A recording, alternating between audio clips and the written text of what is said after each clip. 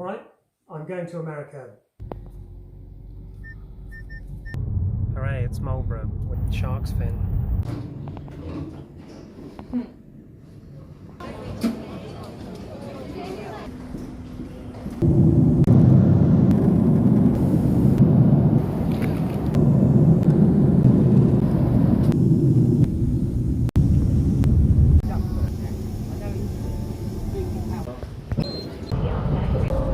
There she is. Gently organised chaos, I think. 25 miles an hour. They're getting ready to go. Watch this. There's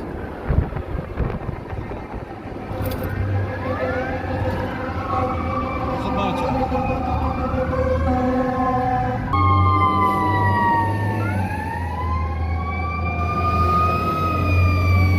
Wow. In Uncle George. What do you need the very next day?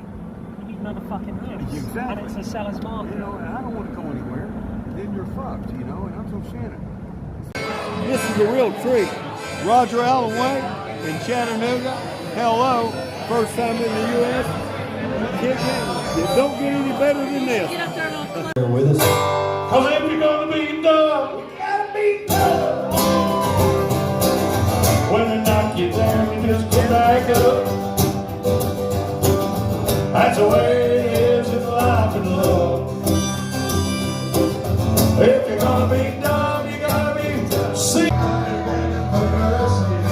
Well, that was an experience. So it's time for a sleep after 23 hours up. The alarm is set. Morning, you lizard farmers. Yeah, there's just loads of room. You could have a village fete in here. It's just how I imagine an American hotel to be. Ice dispenser. Wicked carpet. So I'm just waiting for my truck to turn up and then go for breakfast with Shannon. Oh, what's this? Very nice. So for those interested in American whips, it's got heated and cooled seats, sunroof, very important, pseudo wood, very nice, nav and everything works. There's my truck. There's Joe's, that's a Lexus, I think it's called a GX 470, and there's Zarzours. There's Shannon and Joe's house. And that is the pub where we're having the fundraiser. Oh, okay. I'll give them your name and number, but his wife is sick right now. People will trade them in because they last fucking forever. And they retain their value like a son. Yeah, all the old money boys near That's us right. drive Subaru Outbacks. Yeah. Whoa, Look at Salt that. Mountain. Isn't that neat? Isn't that unreal? It's extreme. Yeah. It's a great service. At one time, they would actually pay you a little something for it. This is what I think of when I think of American houses. Yeah. Wow, this is a big one. Right, cornbread. I'm in Zarzours with Shannon's wicked stepmother. Hi, Helen. And we're waiting for lunch. A Budweiser in America. So let's have a look. What do you got, Joe? Frank Sinatra autobiography book. He signed it. Really cool. What? Yes, signed by Frank Sinatra. So, there, isn't it beautiful? God's dick. Oh, blue eyes, man. So you've got part of the kitchen. Everywhere around here there's ceiling fans. Obviously it's not the time of year that they're sort of optimally effective. You've got the, what they call the grill, I think, or the hot plate. The pilot lights are still on. I'm not sure if that's a good thing. Smasher downers. Pictures, pictures, pictures. Records, records, all sorts. Then look in there. Just a standard old kitchen cooker. So it transpires that hiring a truck was actually pretty good, because it means I've been able to go around gathering up things that seem to be ceaselessly donated for this fundraiser, which is great. This is a serious piece of kit. Wow, look at the seats. And the keys are in it. Don't. You never see these. And yours is perfect. Came from the Saudi government. Oh, good. I got it like 2 weeks ago. I had one when I was in college about 25 years ago. And, Oh, so you're just reliving your youth? yes, midlife crisis. Dump no waste, drains to waterways. The fish exemplifies it. If you can't read, you thick. So we've just come out to Suburbia to collect some t-shirts in a Silverado. It's just starting to snow. Yeah, it's a big one. Yeah, it is a big one. What'd you say, John? Look at the fucking size of it. Woof. The shelves are shorter, they're much closer together, and they're about a third of the length. The booze aisle. I'm sat here with my free coffee, which was not infused with the state drink, which is actual cow milk. It's Coffee Mate, and there were 3 flavours of Coffee Mate, none of which were plain milk. It was French vanilla, cinnamon, or hazelnut, so I went for hazelnut, and it comes out as this sort of drizzly sugar, seriously sugary liquid, but that's what coffee is here, at least the gratuity stuff. I've not seen what I would call home style European coffee. Biscuits and gravy, scrambled egg and potato, sausage patties and bacon, chicken tenders, pineapple glacé and waffles. And this is my breakfast date, Susan. This is Shannon's wicked stepmum. So come with me as we walk through the streets of Chattanooga. Street cacti. I cannot tell you the temptation that the naughty boy in me feels to turn whatever that thing is off. I'm standing now in front of this big community stage. Oh, hydraulically operated. I think it flaps up actually. I said flaps down, that was a lie. You can see the hinges at the top there. Close. I'm gonna have to go and kick the shit out of Sally at the hotel, or whatever her name is. She sent me wrong. I'm Greg Stroud. What's going on? Most of us will carry a rifle in our cars. Do you feel it's essential? Yes, absolutely. In Tennessee? In America, period. You ever been scared at work? Yes, absolutely. Thanks for your time, Greg. Yeah, thank you. Gonna head for a quick walk over the River Tennessee. Here's the big steel piece. Just listen to how loud this surface is when cars go on it.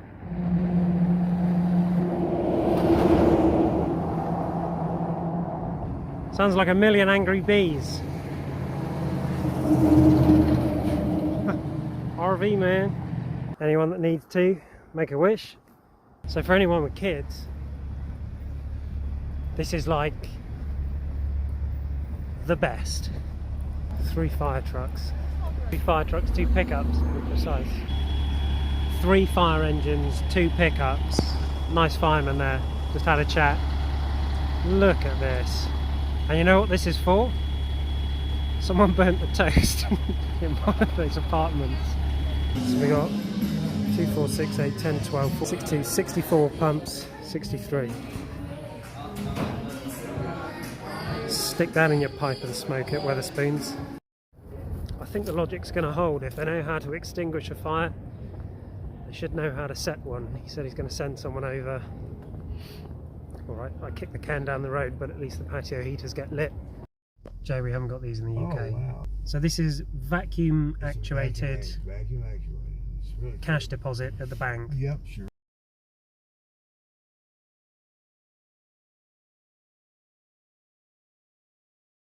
I just thought this was about as American as it can get. There's a lot full of trucks.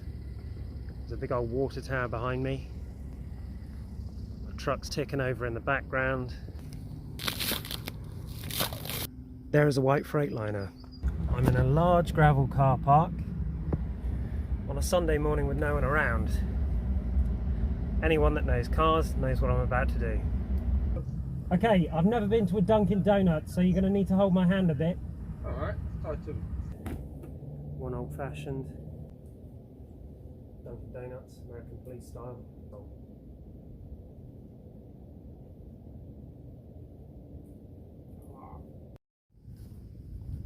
This is the view I had for my biscuit review, donut review, whatever.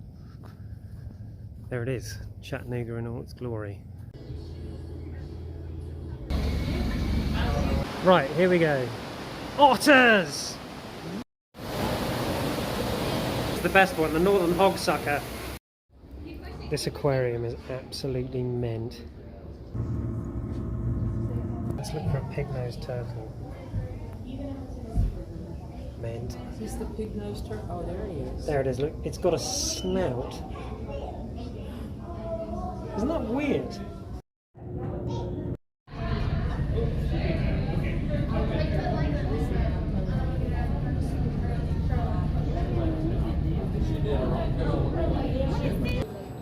These guys here make an espresso and then chuck it in an AeroPress.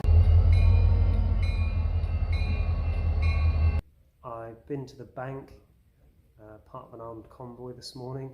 So an F-150 in Atlanta and you doing the same thing must have been a bit of a culture shock. Yeah. No one's directly called me an idiot for doing that, but it's been implied. Well, here we are at Jeff's house in the woods. And at the end of the day, you get something called a wonder wind. And this is the view. This is living. And this is the jerky station. And now I'm just stuck on the I-75 because something, I think a truck has gone on fire. Here, you are just allowed to drive straight past accidents. Post-apocalyptic scenes here. Got the helm back. Oh look! Negativo. Alright, I did it. I went to America and I'm thrilled that I went. I used the word foreshadowing in that video, particularly whilst Roger Allen Wade was playing If You Gotta Be Dumb, You Gotta Be Tough. Did I do a dumb thing in going to America? You can decide. One thing you can't do is undo it because I'm home, and one of the consequences that I have to be tough through now is that I've got coronavirus. I'm still testing positive on day 6. It's made me indolent and sweaty and a bit slothful and sore throaty and headachy, but I'm otherwise fine, and I've not given it to anyone else. A knock-on consequence that is a bit harder to be tough through is that I couldn't see my nan this morning. I video called her on WhatsApp, and with my mum's help I was able to talk to her, and she could barely open her eyes and she was gasping for breath, and it was clear that she was running out of energy in an irreversible way. So I just asked her what she was thinking, and she just closed her eyes and she said, "I'm just thinking of all you kids." And it was perfect. And whilst that is painful that I wasn't there, 5 years ago, on a beautiful sunny day in my nan's conservatory, I told her everything she meant to me, and I said thank you for being such a consistently good influence through my childhood and adult life. And she said some beautiful things back. So I knew that nothing was unsaid, and since 5 years ago I've reiterated and added to that, and it's been great. So not being there, whilst tough, was doable. And of course my grandmother taught me to play Scrabble, which compelled me to play Words with Friends, which got me my Penpal, which got me to America, which stretched my emotional spectrum in ways that I was not prepared for. I was overwhelmed and bewildered by how welcoming everyone was. And I didn't record my bucket list lunch, which might disappoint some of you, but I've never had the feeling of tears of sadness rolling over cheeks that ache from smiling so much. And then if you imagine stuffing a burger in at the same time, no one needs that. So in an ideal world, you need to get yourself a pen pal for a long time, play them at Words with Friends, and then visit them for the first time when they're terminally ill. Let that experience hurt you and then reap the benefits. And it's absurd to say reap the benefits, but they are. So in the broader context, I think what it is that if there's something that's niggling away at you that you feel like you want to do, decide for yourself to do it and go. And if you can't decide for yourself, ask a couple of people that you love and respect, and if they say, yeah, that's a bit of you, get and do it. And let stuff hurt you, because even though it's uncomfortable, if you do enough of it, you will certainly end up a happier person for having seen and felt those things. So, am I glad I went to America? Yes, I am. Will I go back? Yes, I will. And apart from that, just thank you very much indeed for watching. Cheers.